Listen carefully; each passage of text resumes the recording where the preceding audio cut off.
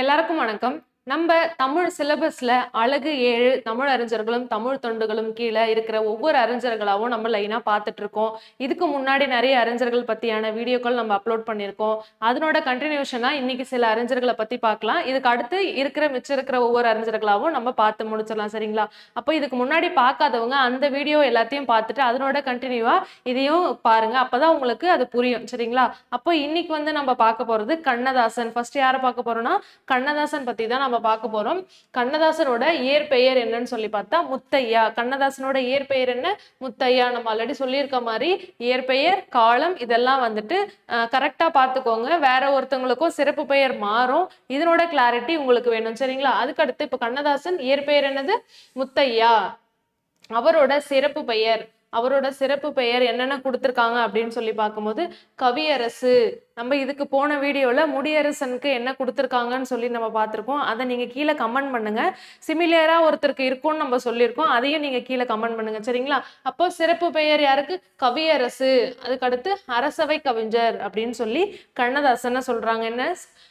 கவியரசு, அரசவை கவிஞர். சரிங்களா? அவரோட பெற்றோர் பெயர்கள்லாம் நம்ம பார்க்கிறோம். சாத்தப்பன். என்னது? அப்பா பேரு சாத்தப்பன், அம்மா பேரு விசாலாட்சி.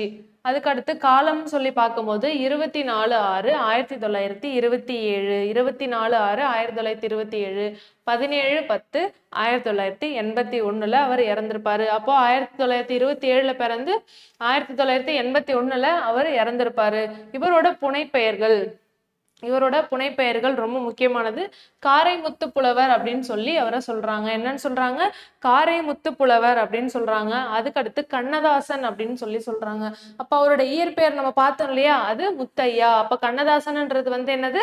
புனைப்பெயர். அதுதான் பெரிய அளவுல வெளியே தெரியும். கண்ணதாசன் அப்படின்ற புனைப்பெயர் தான் பெரிய அளவுல வெளியே தெரிஞ்சது. அதுக்கடுத்து வணங்காமுடி.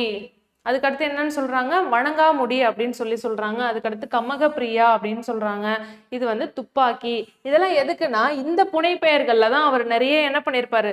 கவிதைகள், கட்டுரைகள் இந்த மாதிரி எழுதியிருப்பாரு. அதுதான் அதனுடைய புனைப்பெயர்கள் அப்படின்னு சொல்லி சொல்றோம். அதுக்கப்புறம் காரைமுத்து புலவர், கண்ணதாசன், துப்பாக்கி, வணங்காமுடி, கமகப்பிரியா. சரிங்களா? அப்போ இதெல்லாம் தான் இவரோட புனைப்பெயர்கள் அப்படின்னு சொல்றோம். அது மட்டும் இல்லாம பார்வதிநாதன் அப்படின்னு சொல்லி இவரை அழைக்கிறாங்க. என்னன்னு சொல்றாங்க? பார்வதிநாதன். அதுக்கடுத்து ஆரோக்கியசாமி அப்படின்னு சொல்லி சொல்றாங்க. அதுக்கடுத்து இவரோட நூல்கள் அப்படின்னு சொல்லி நம்ம பார்க்கும்போது ரொம்ப முக்கியமான நூல்கள் என்னன்னா மாங்கனி. ரொம்ப முக்கியமானது என்னது? மாங்கனி. ஏன் இதை முக்கியம்னு சொல்றேன்னா இவர் திருச்சி சிறையில, இதுதான் நமக்கு கேள்வியாகவும் கேட்கக்கூடியதாகவும் இருக்கும். எந்த சிறையில் இருக்கும்போது மாங்கனி அப்படின்ற நூல் இவர் எழுதினாரு? சரிங்களா? அப்படி கேள்வி கேட்டாலும் நமக்கு தெரியணும் இல்லையா? அப்போ திருச்சி சிறையில இருக்கும்போது இவர் மாங்கனி அப்படின்ற நூல் எழுதியிருக்காரு. இதுதான் இவரோட முதற் காவியம் அப்படின்னு சொல்லி சொல்றாங்க. இதுதான் இவரோட முதற் காவியம் அப்படின்னு சொல்லி சொல்றாங்க. இவர் அது மட்டும் இல்லாம காதல் காப்பியம் அப்படின்னு சொல்லி ஒண்ணு எழுதியிருக்காரு. காதல் காப்பியம் அப்படின்னு சொல்லி எழுதியிருக்காரு. அது என்னதுன்னா ஆட்டனத்தி ஆதிமந்தி. சரிங்களா? காதல் காப்பியம்ன்றது என்னது? ஆட்டனத்தி ஆதிமந்தி. இதுக்கு அடுத்து ஏசு காவியம். சரிங்களா? இது லாஸ்ட். ஏசு காவியம் அப்படின்னு சொல்லி எழுதியிருக்காரு. இதுதான் இவர் இறுதியா எழுதின நூல் காப்பியம். சரிங்களா? அப்போ இவர் முதல்ல எழுதின காப்பியம் எதுன்னு கேட்கும் போது நம்ம என்ன சொல்றோம்? மாங்கனி. முதல்ல எழுதினது எது? மாங்கனி. இறுதியாக எழுதிய காப்பியம்னு சொல்லும் போது நம்ம எதை சொல்றோம்? ஏசு காவியம். சரிங்களா? அப்ப நோட் பண்ணிக்கோங்க. ஃபர்ஸ்ட் எழுதினது மாங்கனி, திருச்சி சிறையில இருக்கும் போது எழுதினாரு. அவர் காதல் காப்பியம் எழுதியிருக்காரு. அது என்னது? ஆட்டனத்தி ஆதிமந்தி. அவர் இறுதியா எழுதின நூல் என்னது? ஏசு காவியம். சரிங்களா? இதுக்கு அடுத்து இவர் எழுதின நாவல்கள்லாம் நம்ம பார்க்க போறோம். இதுக்கு அடுத்து இவர் எழுதின நாவல்கள் ஃபர்ஸ்ட் குமரி காண்டம். அதுக்கடுத்து சேரமான் காதலி. அதுக்கடுத்து என்னது? சேரமான் காதலி. இது ரொம்ப முக்கியமானது. ஏன்னா இதுதான் சாகித்ய அகாதமி விருது பெற்ற நாவல். சரிங்களா? சாகித்ய அகாதமி விருது பெற்ற நாள் எந்த வருஷத்துல வாங்கியிருக்கு? 1980 சேரமான் காதலி அப்படின்ற நாவல் சாகித்ய அகாதமி விருது வாங்கியிருக்கு. இதுதான் ரொம்ப முக்கியமான நூல். சரிங்களா? இதை நோட் பண்ணி வச்சுக்கோங்க. அதுக்கடுத்து வேளங்குடி திருவிழா. அதுக்கடுத்து என்னது? வேளங்குடி திருவிழா. ஊமையான் கோட்டை. அதுக்கடுத்து என்னது? ஊமையான் கோட்டை. விளக்கு மட்டுமா சிவப்பு அப்படின்னு சொல்லி ஒரு நூல் எழுதியிருப்பாரு. அதுக்கடுத்து ஆயிரங்கால் மண்டபம். முதல்ல சென்னையை பத்தி இவர் தான் பெருமை எழுதியிருப்பாரு. அதாவது சிங்காரி பார்த்த சென்னை. என்னது? சிங்காரி பார்த்த சென்னை. அதுக்கடுத்து சிவகங்கையின் சீமை அப்படின்னு சொல்லி எழுதியிருப்பாரு. என்னது சிவகங்கையின் சீமை. சரிங்களா? அதுக்கு அடுத்து இவர் வந்துட்டு ராஜ தண்டனை. என்னது ராஜ தண்டனை. அப்போ இதெல்லாம் இவரோட முக்கியமான நாவல்கள். இதுல இன்னும் ரொம்ப முக்கியமானது என்னன்னு பார்க்கும்போது சேரமான் காதலி 1980 சாகித்ய அகாதமி விருது பெற்றிருக்காங்க. சரிங்களா? அதுக்கு அடுத்து இதழ்கள் நம்ம பார்த்திருக்கோம். எல்லா அறிஞர்களுக்கும் இதழ்கள் இருக்கிறது எல்லாமே நம்ம முக்கியமானது பார்த்திருக்கோம். இதுல ஃபர்ஸ்ட் திருமகள். சரிங்களா? ஃபர்ஸ்ட் என்னது திருமகள். இதுல ஸ்கூல் புக்ல என்னென்ன கொடுத்துருக்காங்க அப்படின்னு நம்ம பார்க்கலாம். அதுக்கடுத்து திரை ஒளி, அதுக்கடுத்து திரை ஒளி, மேதாவி, தென்றல், திரை, முல்லை, கடிதம், தமிழ் மலர், கண்ணதாசன் சண்டமாருதம். சரிங்களா? என்னது கண்ணதாசன் சண்டமாருதம். இது ரொம்ப முக்கியமானது. இது வந்துட்டு நம்ம ஸ்கூல் புக்ல கொடுத்துருக்காங்க.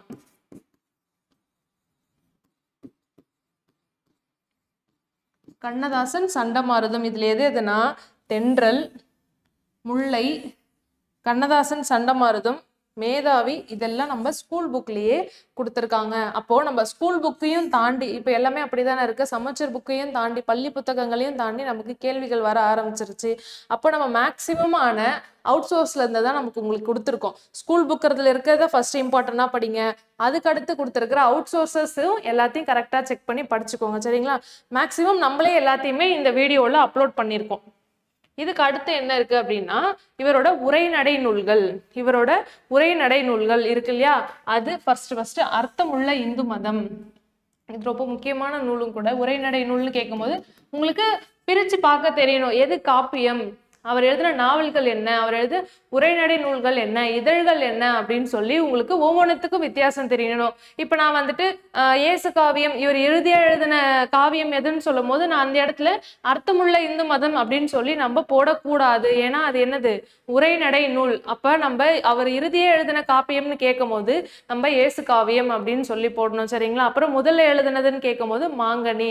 அப்போ டிஃபரன்ஷியேட் உங்களுக்கு தெரியணும். காப்பிய நூல் எது, நாவல்கள் எது, சேரமான் காதலி நாவல்கள், அப்போ உரைநடை நூல் எது அப்படின்னு சொல்லி பிரிச்சு நீங்க படிக்கும் போதுதான் அங்க கேள்விக்கு ஏத்த விடையே உங்களால கொடுக்க முடியும். சரிங்களா? அப்போ ஃபர்ஸ்ட் அர்த்தமுள்ள இந்து மதம். இது 1972 இவர் எழுதியிருக்காரு. இது என்னன்னு சொல்றாங்கன்னா தத்துவ விளக்க நூல். என்ன சொல்றாங்க? தத்துவ விளக்க நூல். இங்கேயும் நீங்க வேறுபடுத்தி படிச்சுக்கோங்க. தத்துவ விளக்க நூல், அடுத்து தத்துவ விசாரணை, ரெண்டு இருக்கா? அப்போ தத்துவ விசாரணை என அழைக்கப்படும் நூல் எது அப்படின்னு சொல்லி ஒரு கூற்று காரணம் அந்த கொஸ்டின்லயும் உங்களுக்கு வைக்கலாம். அப்ப தத்துவ விசாரணைன்னு சொல்றது என்னது? ஞான மாலிகா, புஷ்ப மாலிகா, ராக மாலிகா. இது மூணுமே என்னன்னு சொல்றாங்க? தத்துவ விசாரணை நூல் அப்படின்னு சொல்றாங்க. அப்போ டிஃப்ரெண்ட் பார்த்துக்கோங்க. அர்த்தமுள்ள இந்து மதம் அப்படின்னு சொல்லும் போது தத்துவ விளக்க நூல். சரிங்களா? தத்துவ விளக்க நூல் 1972. அடுத்து ஞான மாலிகா, புஷ்ப மாலிகா, ராக மாலிகா, மாலிகா அப்படின்னு வந்தாலே உங்களுக்கு வந்துட்டு விசாரணை நூல். சரிங்களா? தத்துவ விசாரணை நூல் அப்படின்னு சொல்லி ஞாபகம் வச்சுக்கோங்க.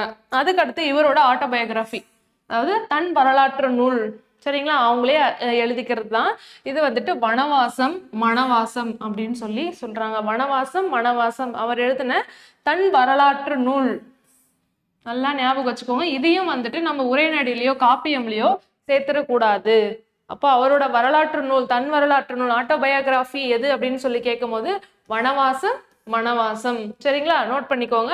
அதுக்கு அடுத்து இவர் எழுதின முதல் பாடல் நமக்கு தெரியும் இல்லையா? கண்ணதாசன் யார்? ஒரு கவிஞரையும் தாண்டி திரை இசை உலகத்துல நிறைய தத்துவ பாடல்கள்லாம் அவர் கொடுத்திருக்காரு.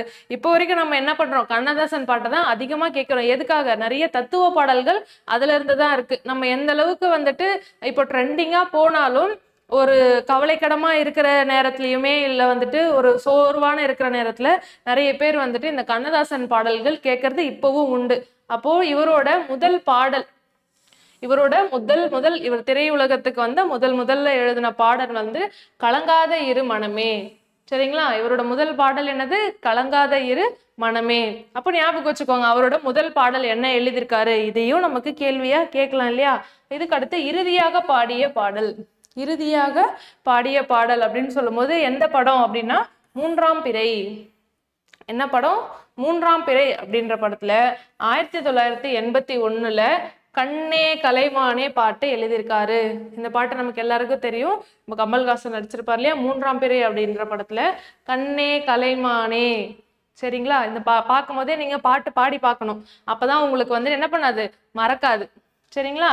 அப்போ 3ஆம் பிறை 1981 கண்ணே கலைமானே பாடல் இறுதி பாடலா எழுதியிருக்காரு. முதல் பாடல்னு சொல்லும் போது கலங்காத இரு மனமே அதை எழுதியிருக்காரு. இவர் வந்து தமிழக அரசின் ஆஸ்தான கவிஞரா இருந்திருக்காரு. என்னவா இருந்திருக்காரு? ஆஸ்தான கவிஞர். இவர் வந்துட்டு தமிழக அரசின் அரசவை கவிஞராகவும் இவர் இருந்திருக்கிறாரு. எப்படின்னா இவரோட 19ஆம் நூற்றாண்டு, இப்ப நம்ம அந்த காலத்துல தானே இவர் இருந்தாரு, 19 20ஆம் நூற்றாண்டு அப்படின்னு சொல்லும் போது இந்த காலத்துல இவர் வந்துட்டு ஆஸ்தான கவிஞரா இருந்திருக்காரு. இங்க தமிழக அரசின் ஆஸ்தான கவிஞர் அப்படின்னு சொல்றோம். அப்போ இதெல்லாமே இவரோட நூல்கள், அவரோட பாடல்கள் நம்ம பார்த்தோம். அதுக்கப்புறம் வந்துட்டு இதுக்கப்புறம் வேற என்ன இருக்கு அப்படின்னு பார்க்கும்போது இவரோட மேற்கோள்கள், ஒரு சில பாட்டு, அதுக்கப்புறம் ஒரு சில மேற்கோள்கள், இதெல்லாம் நான் கொடுத்துருக்கேன். நீங்க பேசிக்கா கண்ணதாசன் சொல்லும் போதே இதெல்லாம் ரொம்ப முக்கியமானது. பிளஸ் இது இல்லாம நீங்க நிறைய பாடல்கள் கேட்டிருப்பீங்க, அதன் மூலயமாவும் நிறைய உங்களுக்கு கேள்விகள் வரலாம் இல்லையா? அப்போ இதனோட மேற்கோள்கள் அப்படின்னு சொல்லி முக்கியமானது பார்க்குறோம். இதெல்லாம் ப்ரீவியஸ் இயர் கொஸ்டின்ல கேட்டதுனால இதை நான் இங்க கொடுத்துருக்கேன். சரிங்களா? ப்ரீவியஸ் இயர் கொஸ்டின்ல கேட்டதுனால இதெல்லாம் நான் இங்க கொடுத்துருக்கேன். நான் நிரந்தரமானவன் அழிவதில்லை. நான் நிரந்தரமானவன் அழிவதில்லை, எந்த நிலையிலும் எனக்கு மரணம் இல்லை அப்படின்னு சொல்லியிருக்காரு. நான் நிரந்தரமானவன் அழிவதில்லை, எந்த நிலையிலும் எனக்கு மரணம் இல்லை அப்படின்னு சொல்லியிருக்காரு. அப்ப அவர் எதை மீன் பண்ணி அவர் அப்படி சொல்லியிருக்காரு அப்படின்னு சொல்லும் போது அவருடைய தத்துவ பாடல்கள், அவருடைய கட்டுரைகள், கவிதைகள், இதன் மூலயமா அவருக்கு அழிவே இல்லை.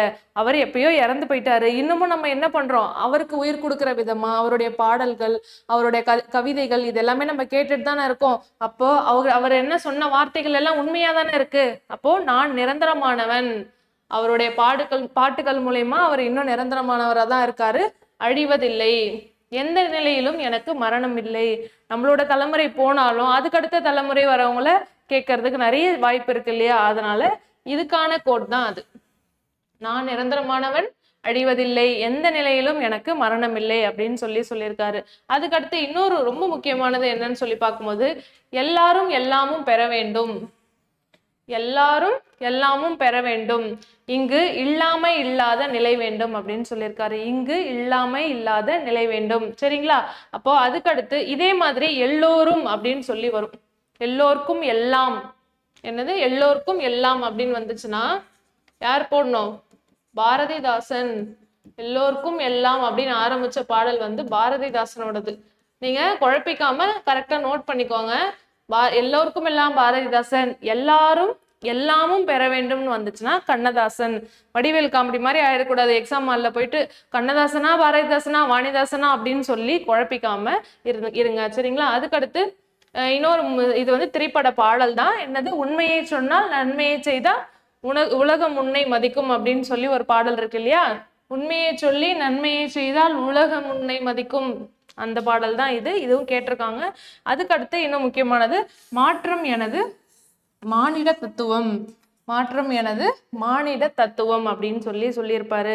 மாற்றம் அப்படின்றது வந்துட்டு ஒவ்வொரு மானிடனும், அதாவது ஒவ்வொரு மனிதனும் நினைக்கிறது தான் அவரோட தத்துவமா இருக்கு. மாற்றத்தை ஒரே ஆள் கொண்டு வர முடியாது இல்லையா? ஒவ்வொரு தனி மனிதனையும் அதை நினைக்க வைக்கணும், அதுதான் அவரோட தத்துவமாவே வச்சிருக்காரு. அதாவது கொள்கைன்னு கூட சொல்லலாம். மாற்றம் எனது மானிட தத்துவம். அப்போ கண்ணதாசன் அப்படின்னு சொல்லி நம்ம பார்க்கும்போது அவரோட இயற்பெயர் பேசிக்கா கண்ணதாசனாலே திரையிசை கவிஞர், திரையிசை பாடல்களை எழுதினவர் அப்படின்னு சொல்லி பார்க்குறோம். அவரோட இயற்பெயர் அப்படின்னு எடுத்துக்கிட்டிங்கன்னா முத்தையா. சரிங்களா? அவரோட சிறப்பு பெயர்கள்லாம் நம்ம பார்க்குறோம். கண்ணதாசன்ன்றது ஒரு புனைப்பெயர், சிறப்பு பெயர் வந்துட்டு கவியரசு அப்படின்னு சொல்றாங்க. அதுக்கடுத்து அரசவை கவிஞர் அப்படின்னும் அவரை சொல்றாங்க. அவரோட பெற்றோர்கள் அப்படின்னு சொல்லி பார்க்கும்போது சாத்தப்பன், விசாலாட்சி. சரிங்களா? சாத்தப்பன், விசாலாட்சி. இவரோட ஊர் சிவகங்கை. இவரோட ஊர் சிவகங்கை. சரிங்களா? அதுக்கடுத்து இவரோட காலம் 1927 இருந்து 1981 வரைக்கும் இவரோட காலம் இருக்கு. புனைப்பெயர் நம்ம பார்த்தோம், காரைமுத்து புலவர்.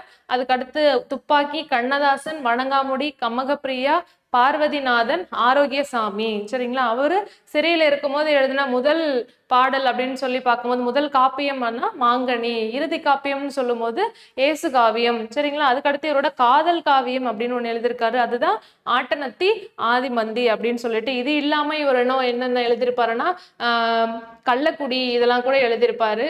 குமரி காண்டம், சேரமான் காதலி, வேளங்குடி திருவிழா, ஊமையன் கோட்டை, வெளுக்கு மட்டுமா சிவப்பு, சிவகங்கையின் சீமை, ராஜதண்டனை, சிங்காரி பார்த்த சென்னை, ஆயிரங்கால் மண்டபம் அப்படின்னு சொல்லி இத்தனை நாவல்கள் எழுதியிருக்காரு.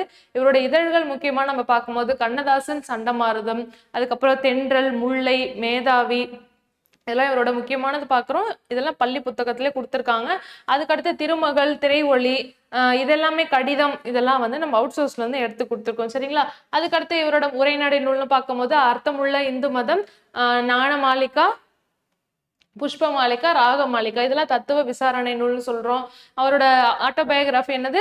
வனவாசம் வனவாசம். சரிங்களா? முதல் பாடல் கலங்காதிருமணமே, இறுதியான பாடல் கண்ணே கலைமானே. இவர் வந்து தமிழக அரசின் ஆஸ்தான கவிஞரா இருந்திருக்காது. அது இல்லாம அவரோட சில மேற்கோள்கள்லாம் நம்ம பார்த்திருக்கோம்.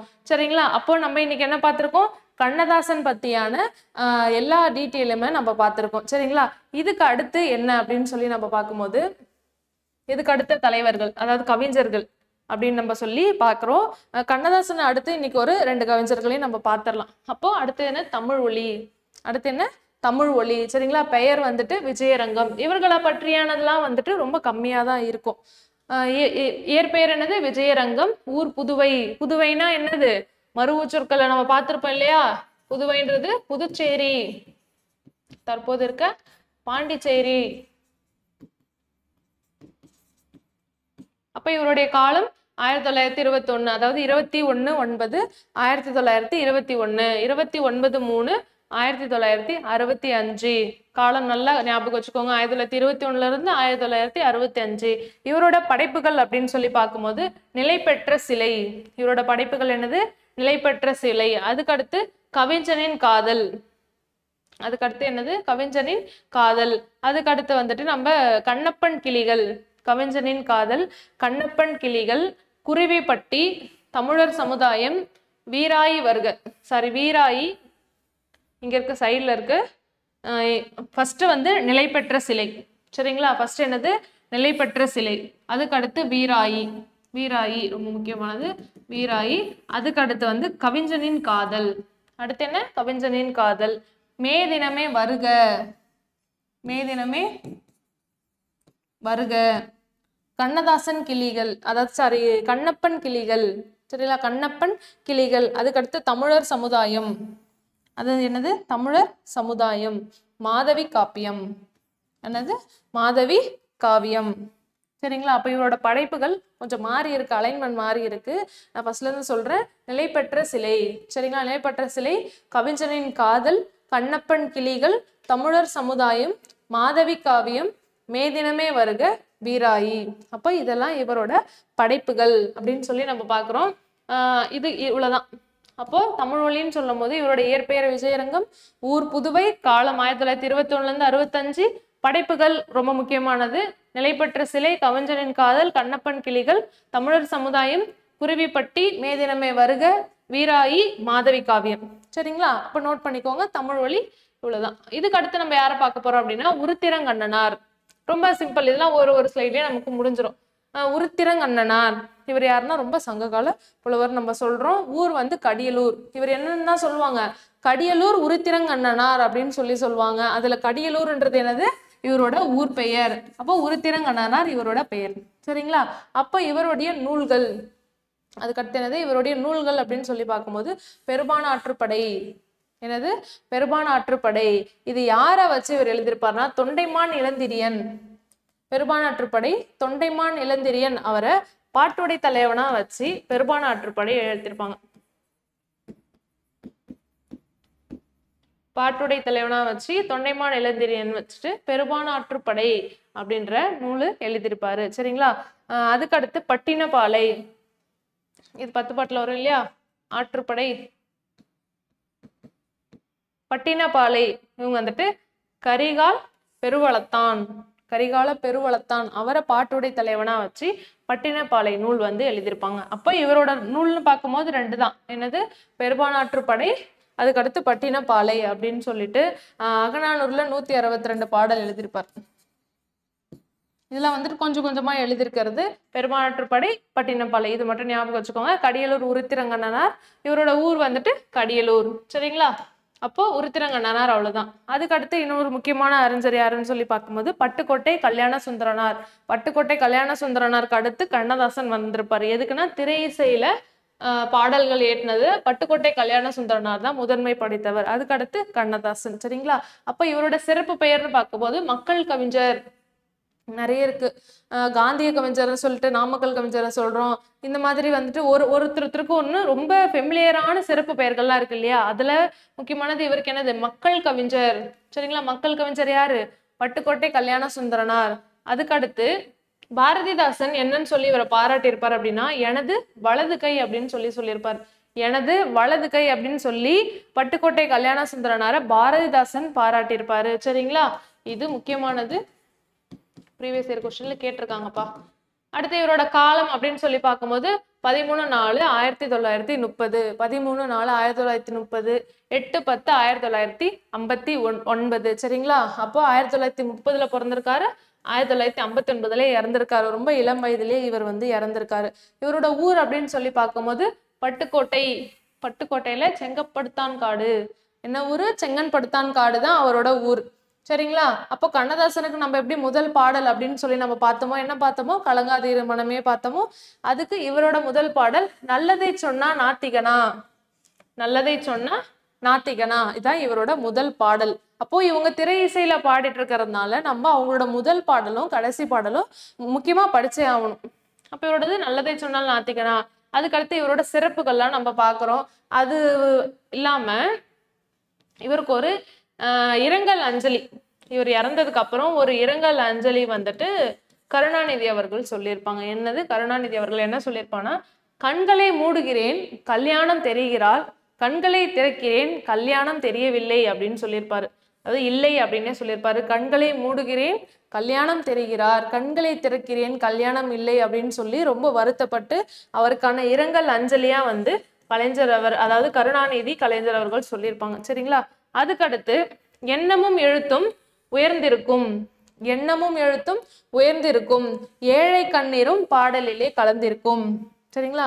எண்ணமும் எழுத்தும் உயர்ந்திருக்கும், ஏழை கண்ணீரிலும் இவரோட பாடல் கலந்திருக்கும் அப்படின்னு சொல்லி யார் இவர் புகழ்ந்திருப்பாங்க? ஜெயகாந்தன். இங்க கொடுத்திருக்கிறது எல்லாமே ப்ரீவியஸ் இயர் கொஸ்டின்ல கேட்டிருக்கிறது தான். சரிங்களா? அப்போ முக்கியமானது இல்லையா? எண்ணமும் எழுத்தும் உயர்ந்திருக்கும், ஏழை கண்ணீரும் பாடலிலே கலைந்திருக்கும் அப்படின்னு சொன்னது ஜெயகாந்தன். அதுக்கடுத்து பார்க்கும்போது நீ மீண்டும் தோன்றிய பாரதியடா. நீ மீண்டும் தோன்றிய பாரதியடா அப்படின்னு சொல்லி யார் சொல்லியிருப்பா? பா ஜீவானந்தம் சொல்லியிருப்பாரு. சரியா? பா ஜீவானந்தம் நீ மீண்டும் தோன்றிய பாரதியடான்னு சொல்லியிருப்பாரு. அதுக்கடுத்து உடுமலை நாராயண கவி இருக்கிறார் இல்லையா? உடுமலை நாராயண கவி இவர் வந்துட்டு அவர் கோட்டை நான் பேட்டை அப்படின்னு சொல்லியிருப்பாரு, சிறப்புப்படுத்திருப்பாரு. அவர் கோட்டை நான் பேட்டை அப்படின்னு சொல்லி சிறப்புப்படுத்திருப்பாரு. அதுக்கப்புறம் இவரு எந்த படத்துல முதல் பாடல் எழுதியிருப்பாரு? அதாவது ஒரு முதல் திரைப்படம்னு சொல்லும் போது படித்த பெண். இங்க எழுற படித்த பெண் அப்படின்ற திரைப்படத்துலதான் இவரு முதல் பாடல் எழுதியிருக்காரு. சரிங்களா? அவரோட தனியா எழுதுனது நல்லதை சொன்ன நாத்திகனா.